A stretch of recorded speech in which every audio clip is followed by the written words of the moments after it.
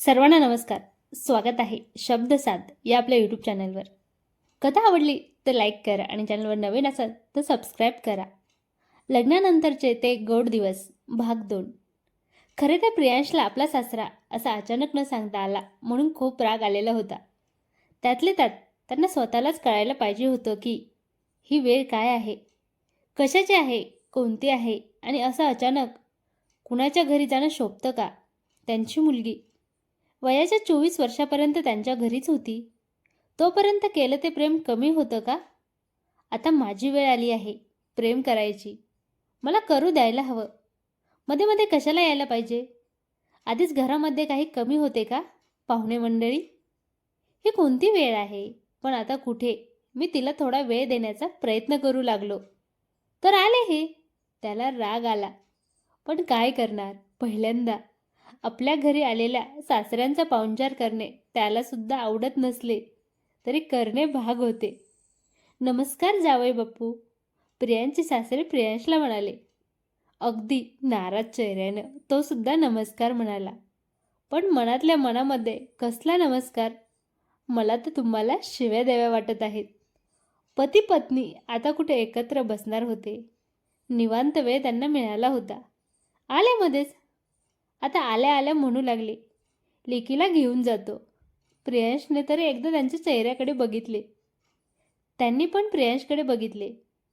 दोघांनी एकमेकांकडे बघून स्मित हास्य केले. अगं प्रिया, बाबांसाठी पाणी, चहा काही आणते की नाही, की अशी उभी राहणार आहे बाबांसमोर? सासूबाई पटकन प्रियाला म्हणाल्या आणि लगेच प्रिया गेली पाणी आणायला. तेवढ्यात बाबाच तिला अडवत म्हणाले, नाही, मी तुमच्या घरचं जोपर्यंत नात किंवा नातू होत नाही तोपर्यंत पाणीसुद्धा पिणार नाही. ते ऐकताच प्रियांशला जखमेवर मीठ सोडल्या सारखे झाले आणि तो मनातल्या मनात म्हणू लागला, नात आणि नातू होणार कसे? अजून लग्नाला 6 दिवस होत नाही. तेवढ्यात तर तुम्ही आले सुद्धा तिला घेण्यासाठी. आणि मग कसे काय दिवस जाणार तिला? आणि कसा होणार नात किंवा नातू? विचार करायची गोष्ट आहे. यांनी तरी विचार करायला हवा. आधीच आपल्या मुलीला काही शिकवले नाही. त्यातले त्यात तेवढ्यात प्रियश भाण्यावर आला आणि आपल्या सासऱ्याने काहीतरी विचारले आहे म्हणून हळूच म्हणाला, काय? मी थोड्या विचारात मग्न झालेलो होतो. आज सोमवार आहे. आज मी प्रियाला घेऊन जातो. मंगळवारी रात्री तुम्ही या घ्यायला, कारण आमच्याकडे बुधवारी मुलीला सासरी पाठवत नाही. मग अशा वेळेस जर तुम्ही मंगळवारी तिला पाठवले तर बुधवारच्या दिवशी तिला आमच्या घरी ठेवावे लागेल आणि मग गुरुवारी तुम्ही या घ्यायला. असे काहीतरी करावे लागेल. सांगा आता तुम्ही काय ठरवले आहे? आज घेऊन जाऊ की उद्या? तुम्ही म्हणाल तसेच होणार जावई बापू, सासरे बुवा अगदी नम्रपणे बोलले. मी म्हणणार तसेच होणार असेल तर तुम्ही नेताच कशाला तिला? तुम्हाला जेव्हा आठवण येईल तेव्हा तुम्ही येत जा, तिला भेटून घ्या. कशाला तिला माहेरी नेता? उगाचच तुम्हालाही त्रास आणि मलाही त्रास. प्रियांश प्रियाकडे पाहत म्हणाला. ते ऐकल्यानंतर सासरेबुवा आणि प्रियांची आई मोठमोठ्याने हसायला लागले. पण प्रियाला मात्र फार राग आला होता. प्रिया मध्येच रागवत त्याला म्हणाली, तुम्हाला काय होते? तुम्ही जा ना तुमच्या आईवडिलांना सोडून एक रात्र बाहेर. असे आणि कायमचे जात असाल मग समजेल तुम्हाला काय हाल होते ते. दुसऱ्यांच्या घरी राहून बघा. माझे बाबा येतीलही मला भेटायला, पण माझ्या मैत्रिणी, माझी आई, माझी मावशी, माझ्या काक्या तेवढे सगळे थोडीच येऊ शकणार आहे. आणि एवढ्यांचा पाहुणचार तुम्हाला तरी जमेल का? अगं तो कुठे खरंच म्हणत आहे, तो तुझी चेष्टा करत आहे. तू पण ना उगाचच रागवते. आम्ही कोण तुला नाही म्हणणार. तुला पाहिजे तेवढे दिवस तू माहेरी जा आणि राहा. बुधवारी मंगळवारी कशाला येते? हवे तर 8 दिवस राहून जा. असाही आता याने सुट्ट्या कमी काढलेल्या आहेत. याला जायचेच आहे नोकरीच्या ठिकाणी. हा एकदा गेला की 8-15 दिवस येत नाही. मग तेव्हा तर तुला तुझ्या माहेरी जायला भेटणार आहे. तो तिकडे नोकरीच्या गावी गेला की तू माहेरी जात जा. प्रियांची आई तिला समजावत म्हणाल्या. ते ऐकल्यानंतर प्रियाला आनंद झाला. परंतु इकडे प्रियांची वाट लागली होती. तो आईकडे रागाने बघत म्हणाला, मी बाहेरून मागवतो यांच्यासाठी चहा. आपल्या घरचं चालत नाही ना? नको नको, चहा नको. प्रिया, आवर. लवकर चल, लवकर तयार हो. आता थोड्या वेळाने, अर्ध्या तासाने बस आहे. त्या बसने निघून जाऊ आपण आपल्या घरी. बाबा प्रियाकडे बघत म्हणाले. प्रिया हो म्हणाली. पण त्यांच्यासाठी प्रियांश मुद्दामहून आपल्या बेडरूममध्ये जाऊन बसून राहिला. प्रियाने बाहेर सुकत टाकलेले आपले कपडे आणले आणि त्याच्या घड्या घालत ती बेडरूममध्ये घुसली. प्रियांशला तिथे बसलेले बघितले आणि ती म्हणाली, हे काय? बाबांजवळ बसायची सोडून तुम्ही इथे कशाला आले आहेत?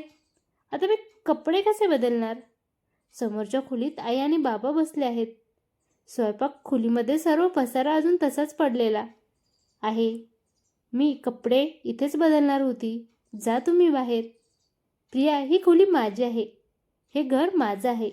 मला पाहिजे तिथे मी बसेल. तू तुझ्या आईबाबांच्या घरी जात आहे. तिथे तुझा रुबाब करायचा. इथे नाही चालणार. मी इथेच बसणार. तुला जे करायचे ते कर, तो सरळ शब्दात म्हणाला.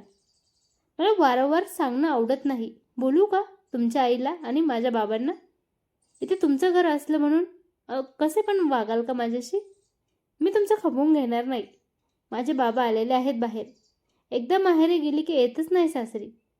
मग बसा बोंबलत, प्रिया त्याला अंगठा दाखवत म्हणाली. प्रियांशला जास्तच राग आला आणि तो म्हणाला, तुला पाहिजे त्याला बोलव. मी नाही घाबरत कुणाला. मी इथेच बसणार. प्रिया बाहेर गेली आणि तिने बाहेरून एक मोठी काठी आणली. ती दोन्ही कपाटाच्या मध्ये लावत त्यावरती एक जाड साडी पडद्यासारखी टाकली आणि म्हणाली, बसा, इथेच बसा. समाधी घ्या. मला काय करायचं? मी तर जाणार माझ्या बाबांच्या घरी. तिने कपाटातून एक साडी काढली, ब्लाऊज काढले आणि त्या पडद्याच्या मागे जात कपडे बदलणार. तोच कपडे बदलण्याच्या आधी तिने एकदा बघितले प्रियांश तिथे बसलेला आहे की नाही. तो तिथेच बसलेला होता. ती कोणत्या तरी विचाराने हसली, लाजली आणि पुन्हा त्या पडद्याच्या विरुद्ध दिशेला तोंड करून, तो आपल्याला दिसणार नाही असे तोंड करून उभी राहिली आणि तिने सर्वात आधी आपल्या साडीची पिन काढली, साडी काढली आणि मग ब्लाऊज काढायच्या तयारीमध्ये असताना पुन्हा तिला आपल्या मागे कोणीतरी असल्याचा भास झाला. त्याच्या गरम श्वासांची तिच्या उघड्या पाठीवर जणू काही जाणीव तिला झाली. तिने घाबरत मागे वळून बघितले. तो पलंगावर बसला आहे का नाही? तो तिथे नव्हता.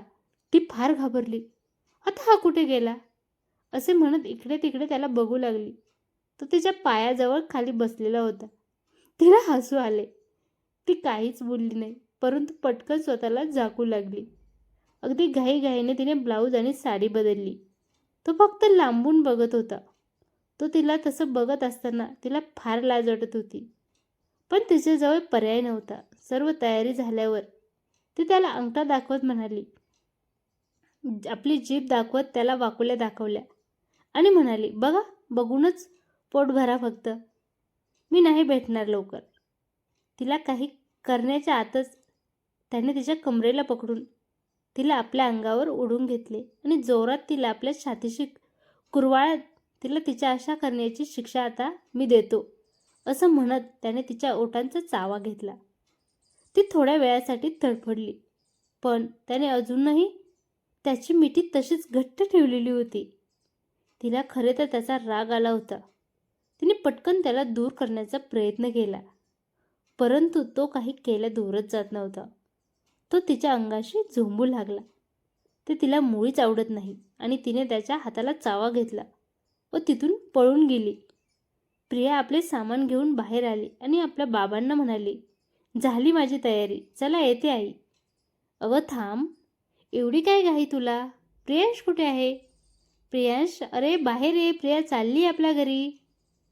आईने प्रियांशला आवाज दिला. प्रियांशसुद्धा बाहेर आला आणि म्हणाला, ठीक आहे, येतो मग मी उद्या संध्याकाळी तिला घेण्यासाठी. ओ, संध्याकाळी कशाला? चला ना आत्ताच आमच्याबरोबर. प्रियाच्या मैत्रिणींच्या घरी, काही नातेवाईकांच्या घरी जायचे आहे तिला. तुम्ही दोघे जोडीनं जाणे येणे सुद्धा होऊन जाईल आणि संध्याकाळी फिरणं झाले की तिकडच्या तिकडे तुम्ही घरी घेऊन जा. सासरेबुवा आग्रहाने प्रियांशला म्हणाले. सासरेबुवा आग्रह करत आहेत, त्याला तर खूप आनंद झाला होता, परंतु असे त्याच्या घरी जाणे शोभत नाही. म्हणून त्याने सासरेबुवांकडे बघितले आणि म्हणाला, नाही, आईसुद्धा इथे एकटीच आहे. काही कामे अजून करायची आहेत. कशी वाटली कथा? कमेंट करून नक्की सांगा. आवडली तर लाईक करा आणि चॅनलवर नवीन असेल तर सबस्क्राईब करा. धन्यवाद.